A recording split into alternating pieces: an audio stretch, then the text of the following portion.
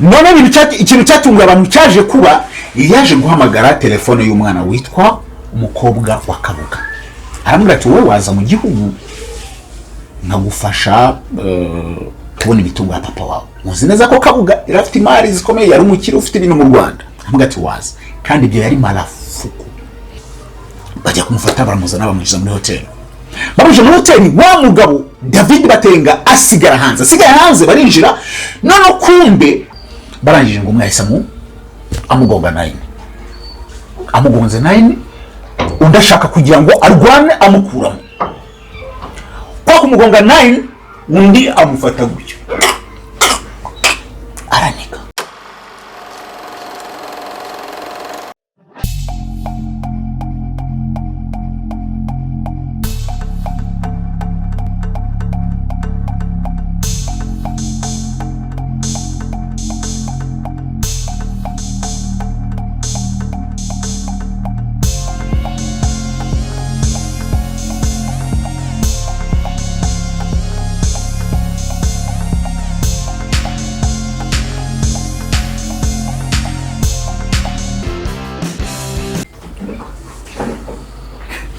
Bro, iyi nkuru mbazaniye none irenze ubwenge bwanjye. Bro, abandi barayumva ukagira muri film ziri muri operation ubu imyaka 10 irashize. Imyaka 10 irashize ubu turi kuvugana. Kwa 2014 event 2014 gusenda amatariki yatandukanye umwaka urenzeho, ariko actually kuko tubara umwaka tubara imyaka 10. Man, n'ibintu byarenze abantu kugizwe abazungu babyandika nabo bikabarenga. Ni operation yakozwe mu gihe cy'iminota mike cyane, itagize mu minota 9 y'amasegonda, ngira ngo ni minota 9 y'amasegonda 45 gusa operation irangiye. Ni operation abantu bamwe batekereza ko ukuri kwayo ni kumenyekana izandiko mu bitabo. Yakozwe mu buryo bwa gihanga buteye ubwoba.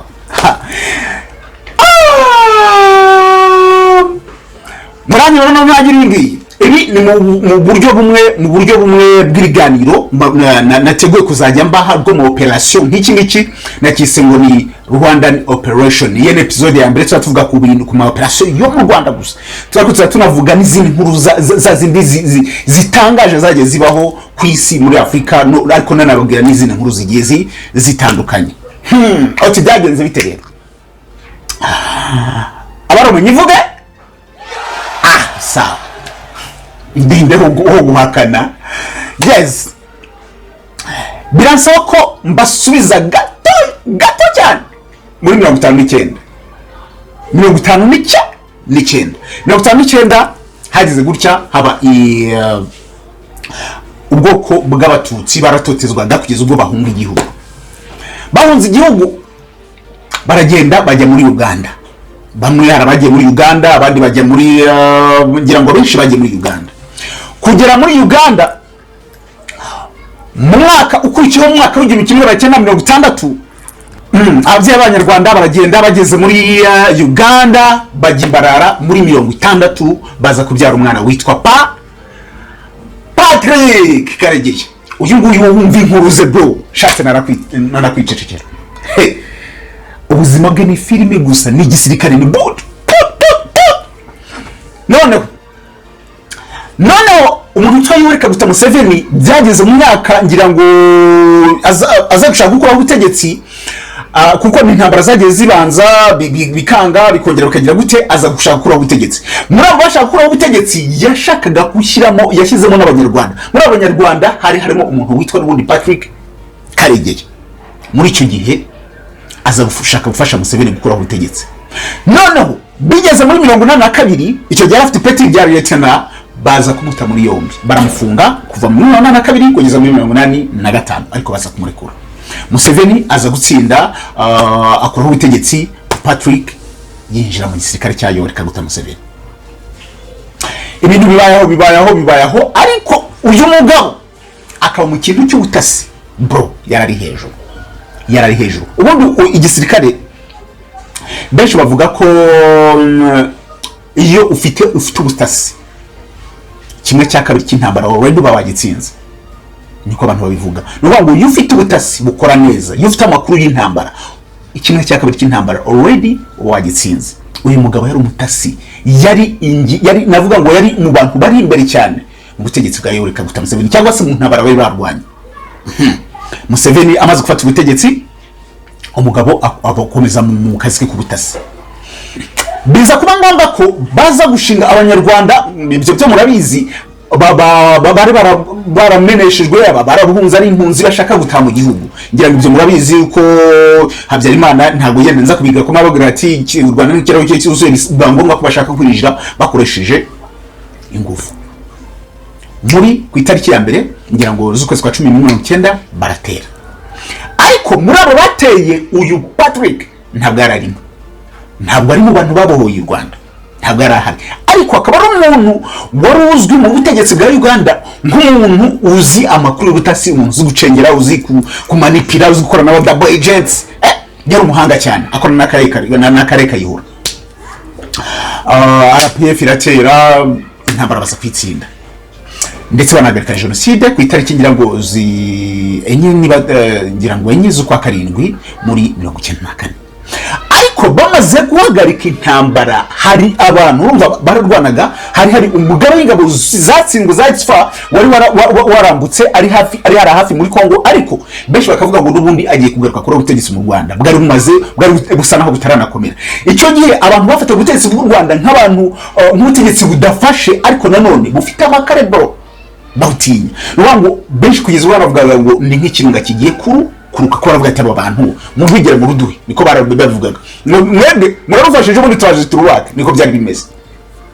U Rwanda hari intambara bro, guhera za 1996 tugira Kongo ya mbere, Kongo ya kabiri, Mojaweti, ibintu nk'ibyo. Noneho Museveni akaba afite abatasi babiri yizera barimo Patrick Karegeya, ngira muri akarere kayihura. Noneho u Rwanda rwari rukeneye, urumva rumaze gutsinda intambara already, ariko rukeneye nanone gukomeza kurwana n'izindi, kuko bafashe abantu bashyize jenoside mu bikorwa, babashyize ku mupaka. U Rwanda rwari rukeneye kuba kubitaba kure cyane. Bari bakeneye umuntu rero uzi ubutasi bw'ibintu bikorerwa aho ngaho ku mupaka. Babwira Museveni bati se Perezida Kagame nk'umuntu icyo yari akiri vice president, ariko nanone ari umugaba w'ingabo ndetse ari na yari minister of defense. Abwira Museveni ati none se wadohe mutasi. Museveni aravuga ati se baba namwe ndabahande, ko abantu nanjye mfite bari kumfasha mu kazi ndabahande. Bati ntacyo dutize Patrick Karegeya, uyu mugabo bro nuzajya wumva umutasi, uzajya uhabuka. Numva umutasi bakabura ngo uyu muntu akora akazi k'ubutasi, iyo umuhabuka bro, ndabikubwiye. Ubwo mu rugo Karegeya umudamu amuzingira ibikapu, amubwira ati ubu ngiye mu Rwanda. Afunze buji, yuri imodoka, inyuma afite igapo, afite ibintu by'ibyombo n'imbura mu musirikare. Arikaza ariko kuri ya mapeti arasa. Ageze mu Rwanda, amubwira ati rero akazi kawe ni ugushinga ubutasi bwo hanze y'igihugu. Ko nicyo kibazo bari bafite cyane.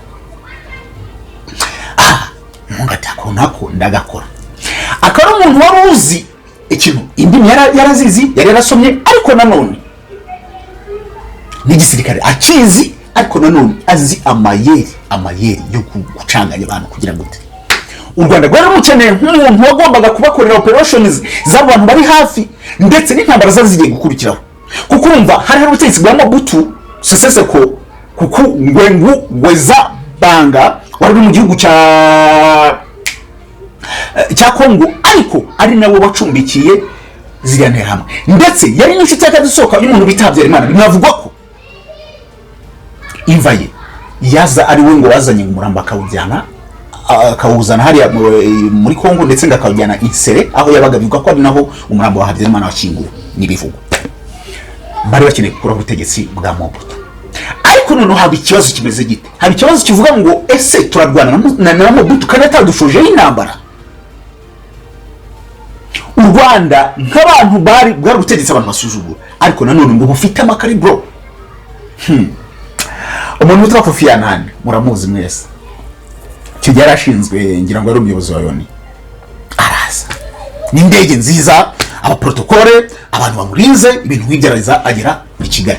Yaraje gutwara abantu, abasirikare bari barafashije, bari mu butumwa bwo kugarura amahoro mu Rwanda, ariko muzi ko ubutumwa bw'amahoro n'ubundi bwaratsinzwe bitewe nuko n'ubundi ibyo byose byakozwe ingabo zawo n'iziri kurebera. Ubwo umuntu twa Kofi Annan araje ageze ku kibuga, bro yabuze umuntu umwakira, yabuze umuntu umwakira, nta protocole zo ngo umuyobozi wawe wese bizi ngo bibe n'ibintu nk'ibyo, yararahungaho nta muntu umwakira. Kofi Annan nk'umuntu wari uje azi neza ko ari bwakirwe, bakamubwira ati urumva abasirikare nta kintu badufashije cyangwa se baradufashije ibintu nk'ibyo, bakamwakira nk'umuntu ukomeye. Man, niba abantu bakomeye, umuyobozi wa biriya bigo abarenze bro. Kofi Annan yararenze. Ahageze aravuga ati saba abantu, nta n'ikintu yari afite cyo kubabwira, yarabaga abantu bose akona bari kwishaza. Cyangwa se ko yabona abantu bari bahari, ariko abantu bari kwishaza kubera ibintu byari bimaze gukorwa, kandi zirangabo zikareba abantu zikirukanka bro, zikirukanka ngo tujye gusubira iwacu. Ngira ngo hari amavuta mwagiye mubona cyane n'urugero, ugasanga abantu bazira casque bro, nta kintu zagiye zikora, akona abantu bari kwishaza, nta muntu waje kumwakira. Ari protocole n'abantu bari bamuzanye, baragenda mushakira ahantu abari, ngira ngo bavugana n'abayobozi umwe babiri, ahita yongera aragenda. U Rwanda rwari rukeneye gukura umuntu bita Mobutu muri Kongo, ariko none bakeneye ko Mobutu ari we ubatangizaho intambara. Baza ngo byagenze bite? Abahungu, indege y'igisirikare cya Kongo ngira ngo yari ziranyine ziba ziri kuri patrouille, kuko urumva mu Rwanda hari amaze kuba ibintu navuga ngo ni genocide, kandi abantu bari kwinjira n'intwaro n'iki hagombaga kuba indege zigomba kuba ziri gukora patrouille mu kirere cya Bukavu. U Rwanda rurayirasa, bayirasira icyangugu, babaze kuyirasa batadekarira ngo baravuga ngo bayirashe par accident. Dore ngo Mobutu nawe yari umuntu yareretse marshal, nivuga marshal ubyumve marshal. Ubwo baravuga ngo iyo igihugu gifite marshal ntabwo kigomba gutabarwa mu gihe cyatewe, nicyo yabivuze.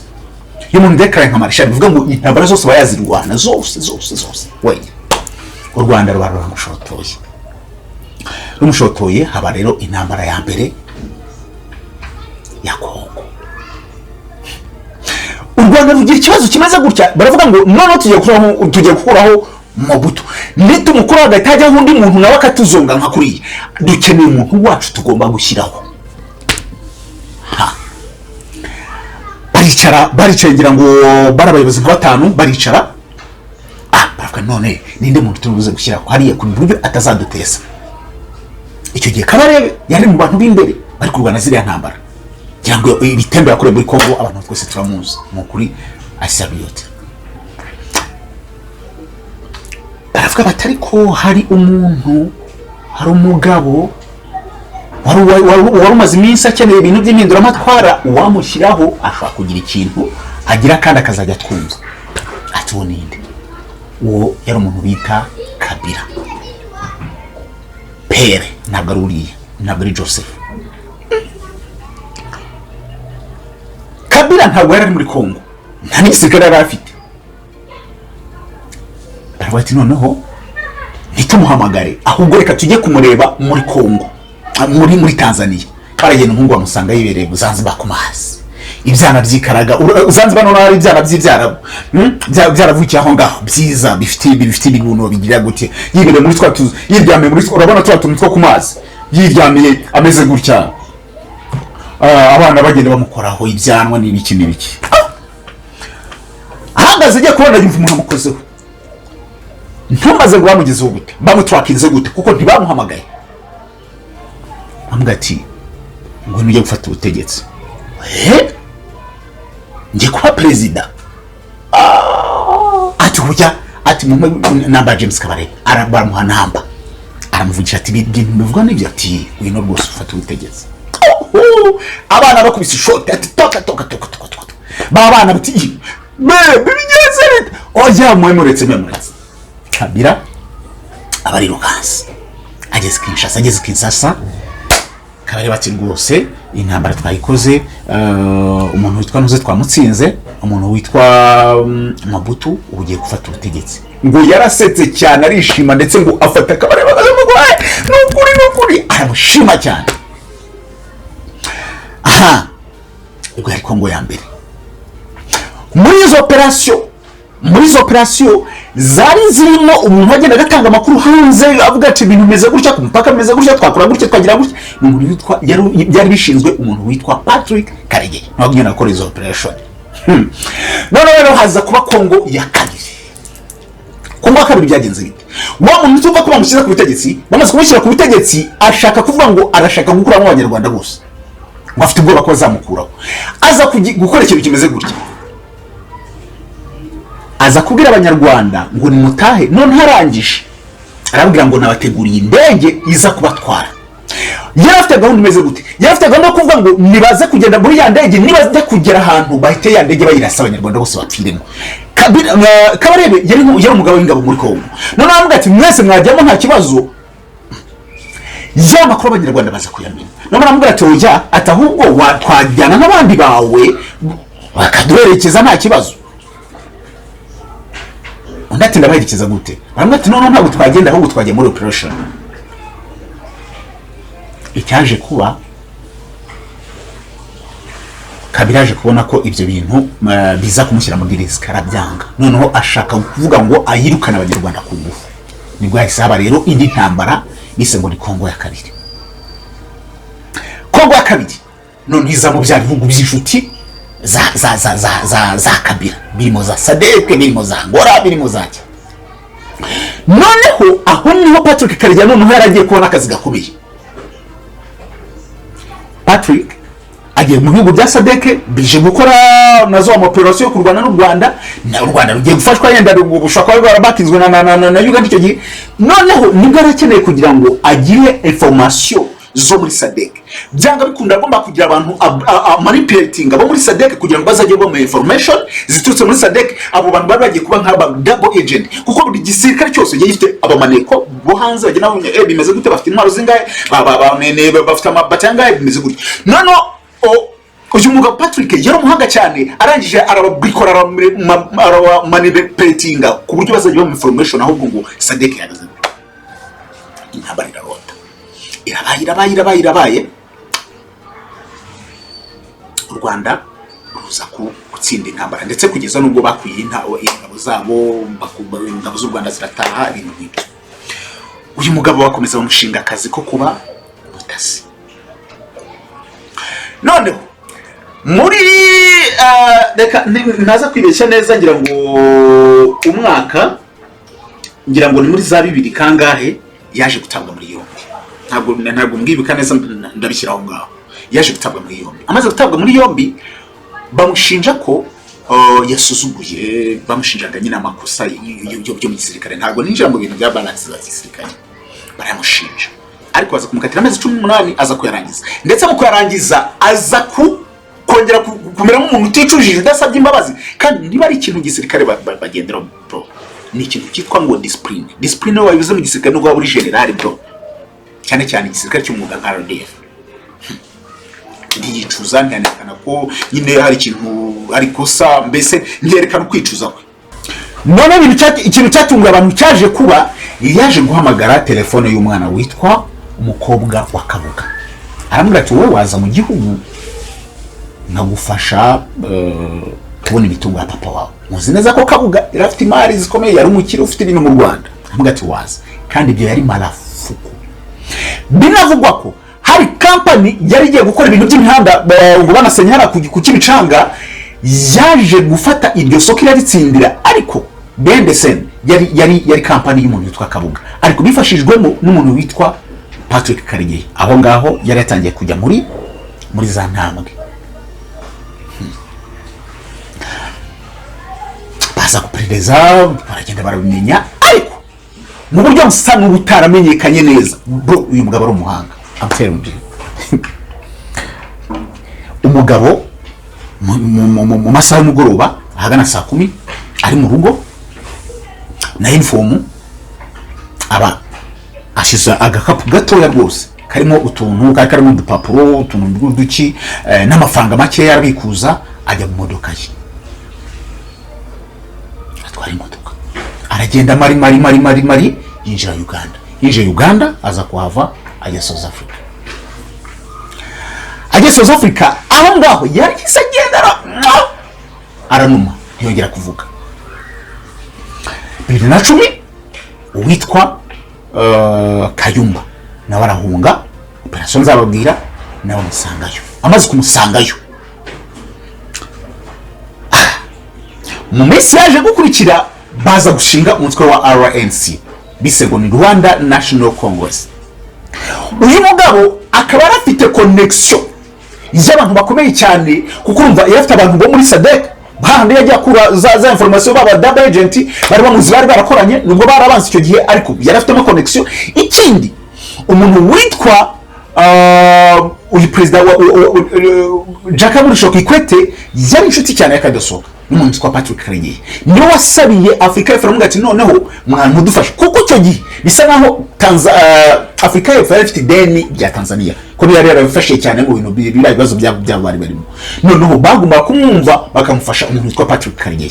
Patrick Karegeya rwose ashyirwa hariya, ndetse ashyirwa ku rutonde rw'abantu bazajya bahembwa umushahara mu gisirikare cya South Africa kandi ari umunyarwanda, ari impunzi.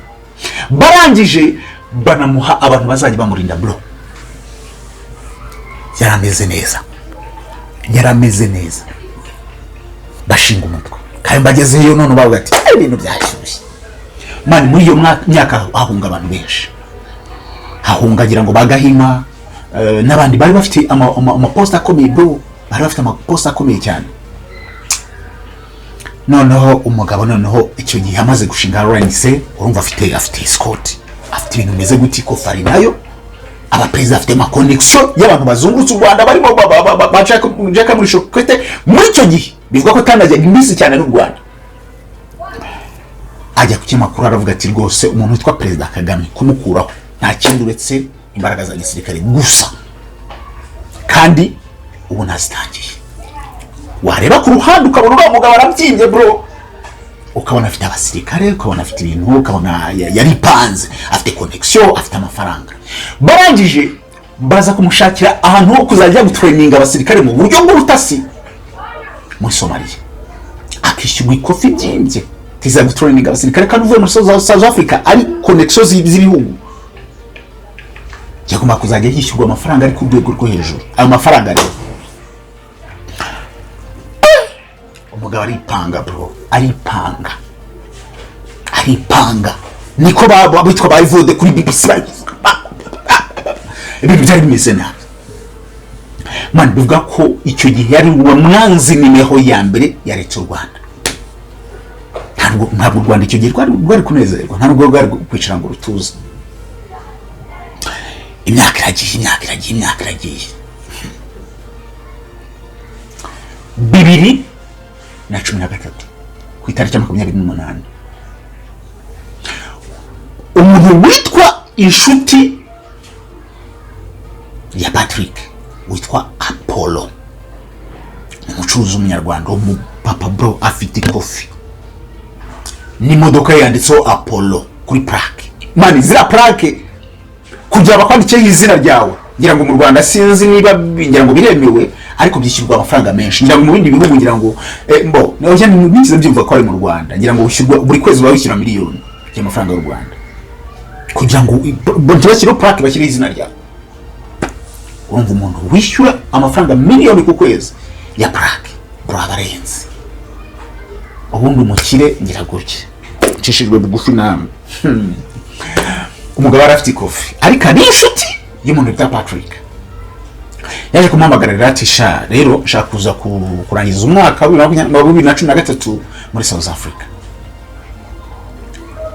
Karijyana nk'umuntu w'umushuti we avuga ati oh why not. Uwo mugabo ngo yarasanzwe agenda akajya kurara mu rugo kwa Karegeya, ariko kuri iyo nshuro amwe atoya ndashaka kuba muri hoteli. umuntu w'umugabo bakusanga abandi mu rugo, oya kandi ifite amafaranga arumva mu rugo n'iki oya shaka abandi muri hoteli na privacy yanjye ari sawa. Patrick ati nta kibazo bye, nta kibazo. Amushakira hoteli nziza cyane iri ku rwego rwiza rw'inyenyeri 5 bita Michael Angel Tower. Bro, amfatira icyumba cya 905. Umugabo watega Rwanda agenda agera ku kibuga, undi yajya kumufata, ariko Patrick akaba afite umushuti we, niba navuga ngo ni mubyara we cyangwa se n'umwishywa we, bita David Batenga. David Batenga muri iyo minsi yari umuntu wakundaga kuba droppinga Patrick mu kire yicaye inyuma, yafashe ku kanyirayo, undi nawe ari imbere atwaye umukire. Bajya kumufata baramuzana bamujiza muri hoteli.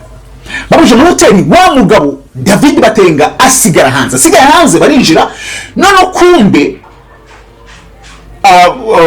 Karegeya n'umukire barazamuka bajya muri hoteli. Uwo munsi David ati bamaze kuva muri hoteli, amaze kureba icyumba n'iki barasohoka, watujyana ahantu twarebera match. Ati hari ahantu heza, hari class abantu bifite n'abajyana. Wa mugabo yarazi, uwo mugabo David Batenga yarazi umujyi byadanje, hagati ahantu hose agezweho hari yagahita bajyana, arabajyana bajya kureba match. Arsenal n'abafana b'ikipe zitandukanye bana batera blague n'ibinjuga bihenze, urumva bareba match. Ati nagutsinze nanjye nagutsinze. Ariko bakize muri aho ngo bagiye kureba match hagana mu masaa 2 biza kugera saa 4. David aza kuvuga kanjye kubareba, araza saa 4 asanga match yanarangiye, arabagarura adropinga umwe ku hoteli, undi amutwariwe. Ku itariki ya 29 baramubwira ati noneho watujyana ahantu hari gym na sauna massage byiza cyane biri class. Arabajyana, abajyanye bakumayo nawe niki aza kubabwira ati senze kuza kubafata batoya, turaza kwiranja, turaza kureba uko tugira bitaha ntacyo. Ati wowe genda buri muzawe.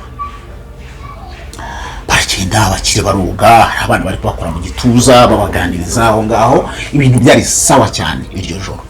Tariki 29 ku itariki ya 30 ngira ngo ukwezi kwa 12 kugira iminsi 31, ngira ngo reka ndebe 1 2 3 4 5 6 7 8 9 10 11 na 2 tariki 29. So story irataha, barataha n'abandi barataha. Itariki ya 30 n'ubundi bajya kwirebera match, ariko match noneho bayirebe muri ya hoteli, ntabwo bagiye ngo David Batenga bayirirwa abatemberana, nta nka yabatwaye. Ku itariki ya 31 uwo munsi David noneho arababwira ati nanjye mfite akagahunda uyu munsi ntabwo ndi buboneke.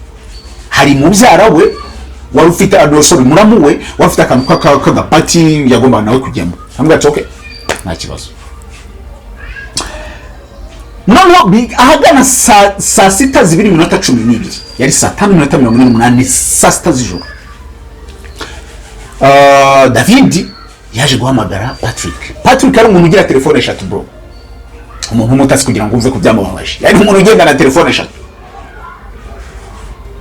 harimo na simcard y'Rwanda, kandi amazigiye yaravuye mu Rwanda, ariko arafite simcard y'Rwanda ayikoresha South Africa. Ahamagara telefone ngo amwifurize juste mwaka mushya. Patrick phone ze zica marko ntiyazifata. Arabati okay nta kibazo. Abakenda ubwo umugabo bishimye nawe mu inshuti we arabireka ariryamira. Noneho hari umukobwa wa Patrick wabaga mu Bubiligi, ngira ngo ni mu Bubiligi, ya mu Bubiligi, aza guhamagara papa we ngo amwifurize nawe umwaka mushya, nawe ntiyamubona. Ndetse we n'umudamu wabaga muri sawa muri mu leta z'ubumwe za Amerika nawe aramuhamagara ntiyamubona. Ntabwo ati what's coincidence, kuki noneho hatari kwitaba telefone, bakamamagara kuri za namba z'eshatu kugeza ubwo bahamagara na namba y'inyarwanda, bararyama. Mu gitondo wa David Batenga ajya kwa Patrick. Ageze kwa Patrick abona muri parking nta modoka ihari.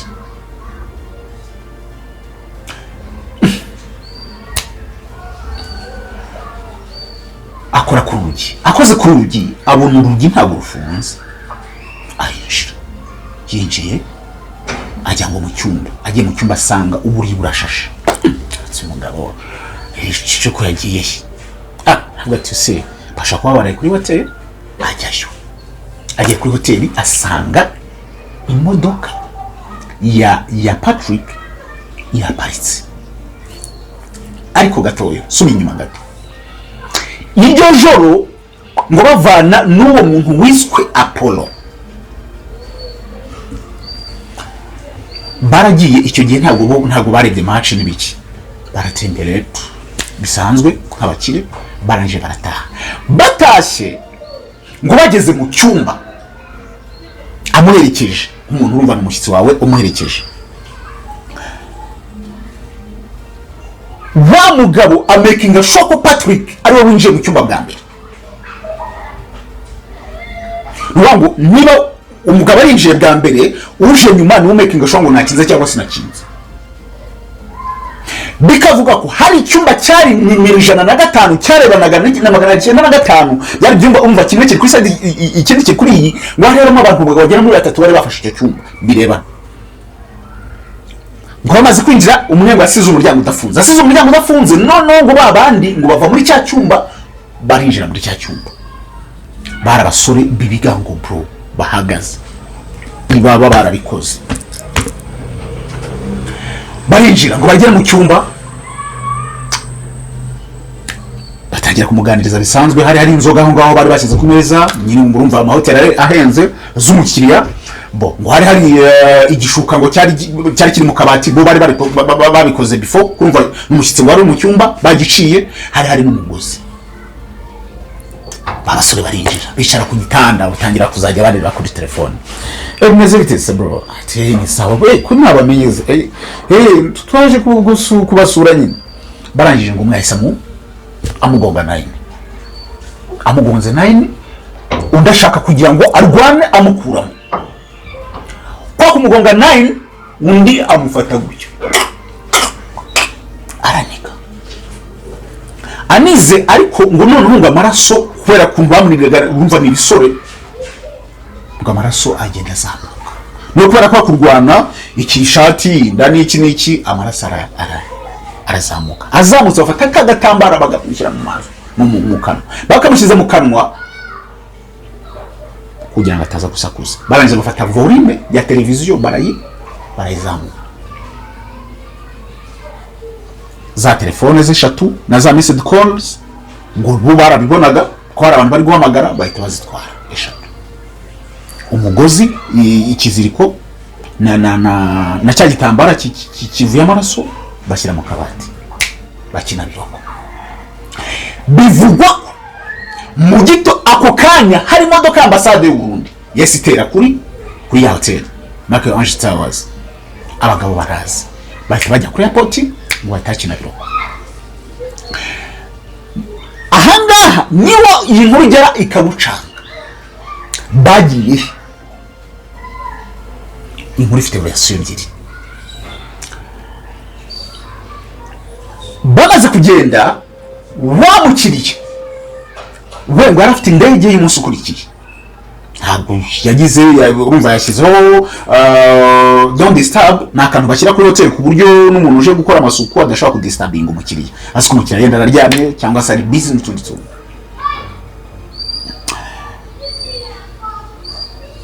Noneho ngo wa undi we yapanze yuri indege umunsi kurikiye ngo Patrick aferi ibirarangiye. None muri cya gitondo David Batenga aza kureba muyomba we hageze abona imodoka iri hariya. Okay, bari hano araza. Sorry. Okay, sorry. Nitwa gutya, nitwa David Batenga, nanije kure umuntu witwa Apollo. Kumbi Apollo ni izina ry'akabyiniriro.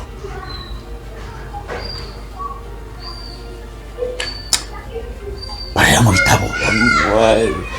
Apollo nta mu mukira ntabwo dufite hano. Yumva biramucanze asubira inyuma.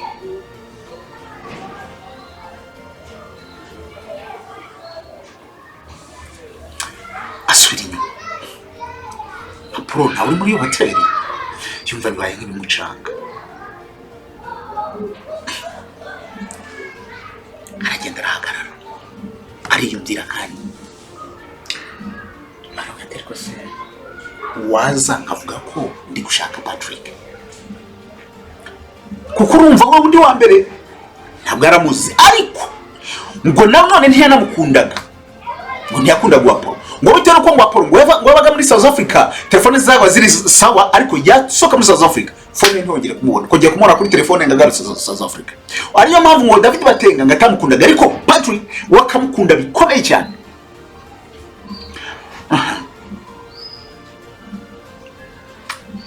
Ariyumvira akanya gatoya arazabwira muri receptioniste kuri hotel Macaronge Towers, amubwira ati narije gushaka umuntu witwa CYUMBA ni Patrick Karegeye. Ndati Patrick, okay, ararambura impapuro. Patrick arahari afite icyumba cya magana 95. Ndati okay mwamundebera.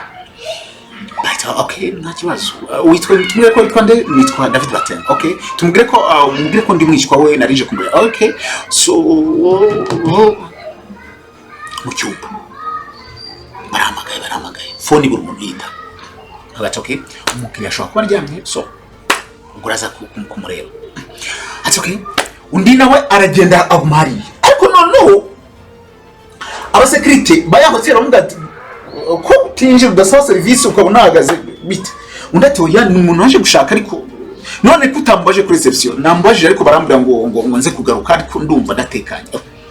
Okay, so ngira none bagire ko nyine ikibazo ufite ureke muri hano, kuko hano ntabwo byemeye kubuhagaze hano. Asubira kuri reception ati rwose ndumva ndatekanye, kubera ko umuntu ndi gushaka mwandebera mwanyemerera mukajyayo mukareba. Ndati ufite ikibazo iki? Umukiriya araryamye, niba tutabye telefone ubwo bivuga ngo ari busy kandi ntabwo ubwo burenganzira tuba tubufite. Okay, wa mukobwa umutima mwiza amubwira okay, because you insistinze rekangeyo. Aragenda ageze yasanga hari agapapuro kanditseho ngo do not disturb. Aramubwira ati rero umuntu ari busy, aramujyana. Undati bibaye saa 2 saa 3 ni n'umunsi umwaka mushya. Hari ibiganiro bagomba kugirana muri RWANC. Uyu mugabo nawe yari umwe mu bantu bo muri RWANC, uyu David Batenga.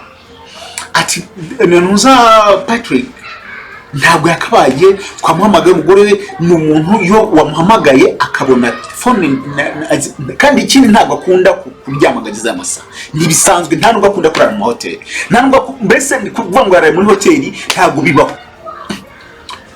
Arabati hashobora kuba ari ikibazo. Umukobwa mwati rero kwindesha umwanya, ndi mu kazi mukiriya yaje gufata hotel, genda abantu baramagara security. Soro y'umuntu umuntu ababona ntabwo ashaka kugenda, kugeza ubu wamagaye manager wa hotel.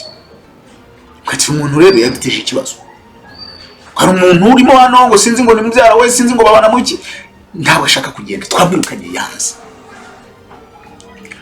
Manager araza ati none uwo mukiriya se bimeze gute? Muhamagara. Baramuhamagara, phone ntiyayitaba, ari mu cyumba cya kangahe magana 95. Okay, ajyayo. Agezeyo asanga koko hariho do not disturb. barakomanga umuntu yafungura. Noneho buri ibyumba bya hoteli iyo umuntu ashyizeho do not disturb, noneho buri ibyumba bya hoteli iyo umuntu ashyizeho do not disturb, ntabwo uba wemerewe kwinjira mu cyumba kabone nubwo waba uri umuyobozi w'icyo cyumba w'iyo hoteli.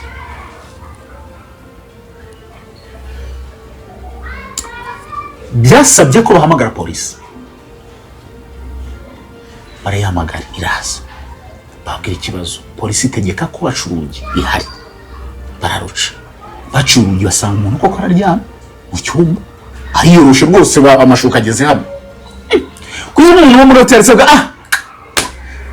sorry kabisa, atangiye kubwira Patrick ati sorry kabisa, we've disturbed you, we are sorry. Bamwe tukawa David Batenga ati sorry kabisa. Bafunga umuryango, amaze gufunga umuryango, umukopo n'umupolisi umwe wari urimo w'inyenyeri nkeya rwose, ariko umukiriya ugeza saa yine ati ubundi ibyumba iyo umuntu yafashe icyumba agisohokamo sangahe, ati ni saa 3 saa yine. None se saa 3 ntabwo umuntu yakaba byibura yanatangiye no kwitegura, kunamusabye imbabazi umuntu akaba nta reaction yagize. Baravuga ati koko ibyo bintu bishobora kuba ari byo. Barongera barafungura, bamaze gufungura barinjira, binjiye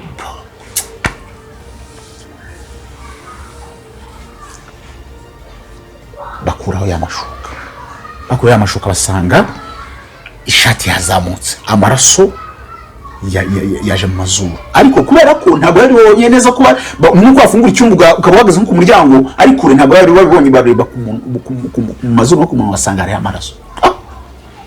Hano hari ikibazo, batangira gucekinga, basanga hari umugozi ngo n'igitambara biri mu kabati, na yanzonga iri aho ngaho.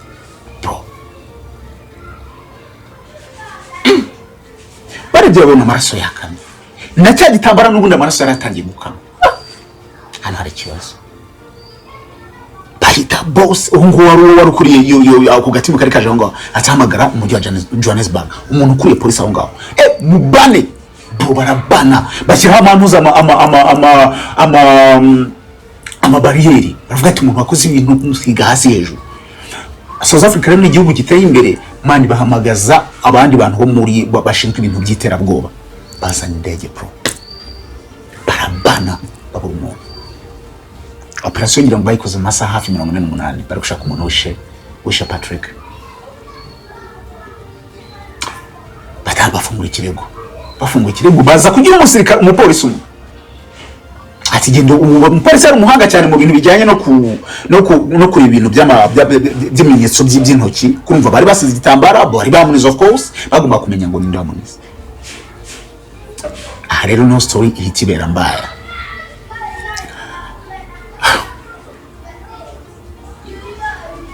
Kukiriyo famille yaragati n'u Rwanda, ati ni president w'u Rwanda, icyakora na ministre w'intebe icyo gihe Dr. yari ngira ngo Habumuremyi yanditse kuri Twitter avuga ngo nta umuntu wese uzagambanira u Rwanda ntabwo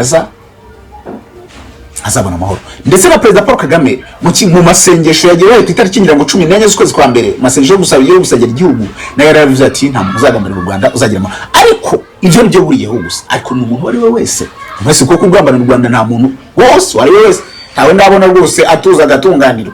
Mana ahura ni sinzi ikintu kimufata ikamwahuranya. Umukobwa we bari mu kiriyaza bivuga, aravuga ati rwose ngewe ndishwa ko ari u Rwanda, ibintu nk'ibyo. Kundi wa polisi woherejwe gukora iperereza kuri bya bintu bya fingerprints, yari umuntu uzi cyane. Urumva Patrick umuntu wari usanzwe aba mu gisirikare, banamuhemba, bari bamuzi. Ahamagarwa na telefone umuntu witwa Kayumba Nyamwasa, aramuhamagara avuga ati rero niba ugiye gukora ibintu bya fingerprints ugomba gutanga ibintu uvuga ibyo yabonye. Bamuha akantu kabitugu kwa kugeza ubwo iperereza ryagomba gufata abantu bo muri RNC, kuko cyari igihe cyo kugenda bikiza abantu bamwe na bamwe, ko hari bitangiye ngo kuba mu bintu bisa naho ari bwumvikane buke, kugeza ubwo dosiye yahise ihinduka, batajya kwishyira ku Rwanda, ariko u Rwanda babura ibimenyetso. bakavuga ko uwo Apollo ngo yaratumwe n'u Rwanda, ariko Apollo mu busanzwe n'umucuruzi kujya South Africa, it's normal thing. So kuri iyo operation nubwo bavuga ngo Apollo ni wari uhari, ariko ntabwo ari Apollo ngo bamwitira undi muntu witwa Apollo.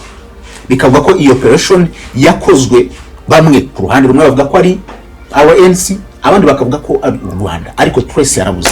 Ubu ngubu imyaka 10 irashize,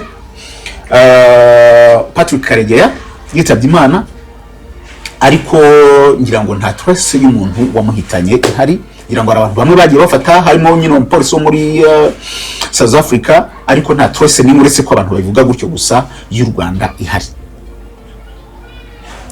Patrick Karegeya bamwe bajya kurya umuceri ku kiriyo cye, ubuzima burakomeza.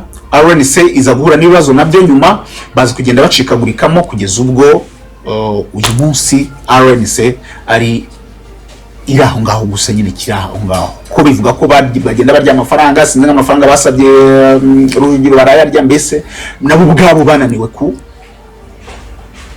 kwifatanya. Ariko iyo ni story y'umuntu wari ufite bro yarakomeye, ngira ngo uyu munsi yaba Patrick Karegeya ari mu Rwanda yakaba ari wa muntu tugira gutya. Niba mubona ukuntu twubaha James Kabarebe, Patrick nawe yakaba ari umuntu tugira gutya. Patrick akaba ari umuntu ufite abana be bameze neza cyane. Patrick akaba ari umuntu ushobora kuvuga ngo ubu ngubu yenda ndi muri Senate, ubu ngubu afite akazi keza, yenda ari we muntu yenda unagirira president inama mu bijyanye n'ubutasi. Yakaba ari umuntu ujya mu buri deals z'Urwanda mpuzamahanga. Yakaba ari umuntu wubashywe ufite igihugu nk'umuntu koko wari waraje urumva akazi yakoze icyo gihe, yakaba ntabwo ari umuntu wari kurangira gutyo gusa. So ni bya bindi twuvuga ngo namahitamo mabi y'umuntu, yahisemo amahitamo mabi ajya ku bantu barwanya igihugu, kandi ahantu yavutse ari mu buhungiro ajya kuvuga ngo abantu ngo niba arakoraga zira operation zo gutata nuko ashaka abanye igihugu bamera neza. Ariko none icyo gihe hari abantu bagiye bafatwa muri za 2010 bateye isasu mu Rwanda, bagasanga bakora trace, bagasanga bafitanye isano na RNC yakambanye Mwasa ndetse na Patrick Karegeya. Bivuga ngo icyo gihe niba umuntu agiye kumena amaraso y'abatura Rwanda, sometime hari n'igimani nakaka wati ariko ni ryoherezo ryo witwa Patrick Karegeya nuko ryagenze. Ahungwa mu piga 9 ubuzima bwe burarangira. Ngira ngo asiga inkuru imeze gutyo imusozi, kandi ari umuntu ngira ngo wakabaye ngubu byanashyinguwe mu marank yenda yaba yarapfuye nko mu Rwanda, ari mu kazi k'u Rwanda yarapfuye mu marank, imbunda zikarasa kwakundi barasisha imbunda nk'icyenda gutya nk'umuntu watabarutse, bakamuha icyubahiro kigenewe umusirikare. Abana be bakaba bameze neza, RDF kamuha icyubahiro mukwiye, ndetse ubutasi bakamuha icyubahiro bumukwiye. Rero nguko umuntu wese wagambanira u Rwanda cyangwa se ushaka kugambanira u Rwanda nuko ibye akenshi birangira, sometimes bakashyira ku Rwanda, ariko kuri side zindi usanga ari n'ibintu biba byarashyizwe ku ari babandi n'ubundi bakorana bashaka kumukura mu nzira. Hari ibyanditswe mu gitabo cya Michael Long, uyu nguyu ndetse bivuga ko atarakunda u Rwanda cyane, ari umuntu ushaka ikintu cyahungabanya cyangwa se cyakusiga isura mbi ubutegetsi bw'u Rwanda. Niwe wanditse igitabo Do Not Disturb, ashyiramo biriya, ariko we muri iriya story nakubwiye we yavugaga ko ari u Rwanda. Niyo mpamvu precise akavuga ngo n'abanyarwanda bari batutse mu Rwanda, ngo batumwe ngo kugeza ubwo bakwitaga bamuryaga bamupegaga za nayandi bamuniga n'iki bafata ama selfie, babanaza gukina biroko, babanaza gukina gutya igipfunsi, ezgo ngo abahungu bamuzinze hano hasi, abandi bamuzinga amaboko, undi apiga nayo gutya, ibye birarangira. Ariko ngira ngo icyo gitabo ni ikintu cyo kusiga isura mbi u Rwanda. Ariko Patrick Karegeya ibyo nuko byagenze, no umuntu wari utangiye kujya mu bikorwa by'iterabwoba, ndetse no kugira ngo abuze abanyarwanda umudendezo. Bro, abanyarwanda navuga ngo ubutasi bw'u Rwanda bari abantu bagiye batuma bakayumba, bagiye batuma ngira ngo babafashe mu masegonda make, harimo n'abagiye bakabafata bamwe bakababika muri gereza nk'ukwezi bategereje abandi. Bro, ingabo zacu, ubutasi bw'igihugu, ipolisi cyacu, urwego rw'ubugenzacyaha, bro bakora akazi karenze. Bro, ntabwo ndabona abantu sindabona yenda ngo uhure n'umusirikare mu biroti, bro ukora akazi rwose umugire gutya. Kuba turi hano no kubera aba bagabo, bro no kubera aba bagabo. Niba ukunda igisirikare cy'u Rwanda, uha agashira akazi bakora, ariko muri comment twigendera muri operation ya mbere ya Rwanda operations. Nzagira baha operation nyinshi bini biganiro natangiye by'uruherekane, nzagira babwira kuri buri kantu, ariko nababwira story z'ahandi zagiye ziba uretse z'u Rwanda zagiye nashyira muri n'izindi kugira ngo tugende tuva mu bwiza tujya mu bundi. Ndashimiye. Amazina yanjye ni Chris Kame, kugira ngo tubane mu muryango mugari uzajya ukurikira ibiganiro nk'ibi bya Rwanda operation n'izindi operations nyinshi, uzajya ukanda akazogera kugira ngo tugende tubana mu buryo bugiye butandukanye. Ndagushimiye. Amazina yanjye ni Chris Kame. Komeza kugira Imana n'amafaranga ndetse n'igihugu n'umutekano ndetse no kugira ubuyobozi bwiza bw'u Rwanda bwa RPF ingotanyi wewe n'intore izurusha intabwe His Excellency Paul Kagame. Ndetse nkwibutsa ko muri 2017 inshuti y'abato, inshuti y'abasaza, waduha umutekano, watwubakiye igihugu ari guki. Ndashimiye.